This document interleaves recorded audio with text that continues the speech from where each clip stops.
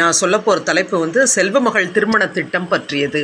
இந்த செல்வமகள் திருமண திட்டம்ங்கிறது நீங்கள் வந்து உங்களுக்கு பொன் குழந்தை பிறந்ததுன்னா, அந்த பொன் குழந்தை பிறந்த உடனேயே அதை வந்து நீங்கள் முதல்ல பதிவு பண்ணணும். முதல்ல உங்கள் ஹாஸ்பிட்டலில் ஒரு சர்டிஃபிகேட் கொடுப்பாங்க. அதில் நீங்கள் பேர் என்ன வைக்க போகிறீங்க, அப்பா பேர், அம்மா பேர், குழந்தை எந்த தேதியில் பிறந்தது, எந்த ஹாஸ்பிட்டலில் பிறந்தது, இது மாதிரி டீட்டெயில்ஸ் எல்லாம் ஃபில் பண்ணி நீங்கள் வந்து முனிசிபாலிட்டியாக கார்ப்பரேஷனாக எந்த எல்லைக்கு உட்பட்ட இடத்துல குழந்தை பிறந்ததோ அந்த இடத்துல வந்து நீங்கள் ஹாஸ்பிட்டலில் கொடுக்குற ஃபார்மை வச்சு அவங்க அங்கே பதிஞ்சிருவாங்க. அதுக்கப்புறம் அந்த ரெஜிஸ்டர் பண்ண அந்த பர்த் சர்டிஃபிகேட்டை நீங்கள் அந்த பர்டிகுலர் மாநகராட்சியிலேருந்தோ கார்ப்பரேஷன்லேருந்தோ வாங்கியிருப்பீங்க.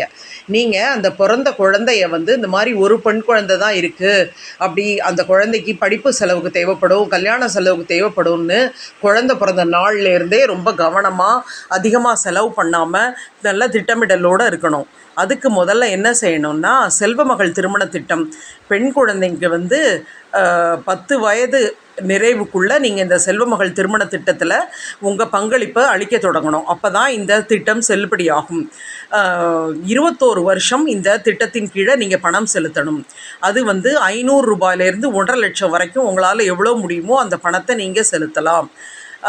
அந்த நல்லா புரிஞ்சுக்கோங்க, பொண்ணுக்கு 21 வயசு ஆகும்போது இல்லை, நீங்கள் சப்போஸ் பொண்ணுக்கு 10 வயசாக இருக்கும்போது பணம் போட்டிங்கன்னா அவளுக்கு 31 வயசு ஆகும்போது அவளுடைய படிப்பு செலவுக்காகவோ கல்யாண செலவுக்காகவோ அதிலேருந்து நீங்கள் வந்து பணத்தை எடுத்துக்கலாம். ஆனால் 18 வருஷத்துக்கு முன்னாடி நீங்கள் பணம் எடுக்கணுன்னா லோன் மாதிரி தான் எடுக்க முடியும், முழு தொகையையும் எடுக்க முடியாது. இந்த செல்வமகள் திருமண திட்டம் வந்து 1,50,000 லட்சம் ரூபாய் நீங்கள் ஒரு வருஷமும் போட்டுகிட்டே வந்தீங்கன்னா கிட்டத்தட்ட அந்த குழந்தைக்கு 21 வருஷம், அதாவது 21 வருஷம், சப்போஸ் 5 வயசில் போட ஆரம்பிக்கிறீங்கன்னா 5 + 21 26 வயசு ஆகும்போது கிட்டத்தட்ட 70 லட்சம் ரூபாய் கிடைக்கும். ஆனால் நீங்கள் வருடாந்திர பங்களிப்பை நிறுத்தாமல் தொடர்ந்துக்கிட்டே வரணும். சப்போஸ் 8 வயசில் போடுறீங்கன்னா 8 + 21 29 வயசில் எடுக்க முடியும். 70 லட்சம் ரூபாய் இந்த திட்டத்தின் மூலமாக உங்களுக்கு கிடைக்கும்.